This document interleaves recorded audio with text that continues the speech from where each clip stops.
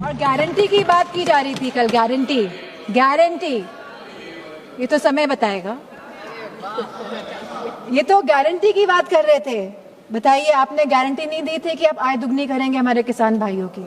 क्या आपने गारंटी नहीं दी थी आप 1 पेंशन लेकर आएंगे हमारे नौजवानों के लिए जो शहीद होते हैं? क्या आपने गारंटी नहीं दी थी कि आप 2 करोड़ लोगों को नौकरी देंगे? क्या आपने गारंटी नहीं दी थी कि आप मुफ्त सिलेंडर देंगे? क्या आप यूपी में गारंटी देके नहीं आए थे कि होली और दिवाली में आप महिलाओं को मुफ्त सिलेंडर देने का कार्य करेंगे? क्या वहाँ के आवारा पशुओं को आप उनकी जो समस्या है उसको सुलझाने का काम करेंगे?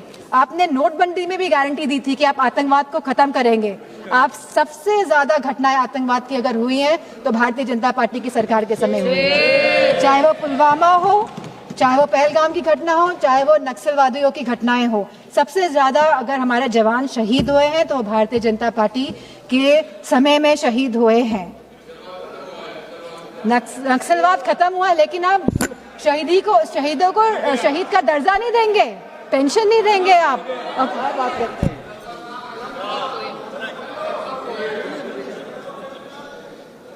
तो मैं केवल ये बात कहना चाहती हूँ कि बचपन में हम सब ने कहानी सुनी थी रेड राइडिंग हुड की, सब बच्चों ने सुनी है। हम आज भी अपने उसको जहन में रखते हैं कि किस तरह एक नन्ही सी बच्ची जो अपनी दादी माँ से मिलने जाती है, बहुत खुशी के साथ वो जाती है, वो जंगल में भटक जाती है, उसे घर पहुँचने में दादी माँ के रात हो जाती है। और जब लड़की पहुँचती है तो हम सभी जानते हैं कि दादी माँ तो वहाँ नहीं होती है, लेकिन वहाँ पे कौन होता है, तो ये हम सभी जानते हैं।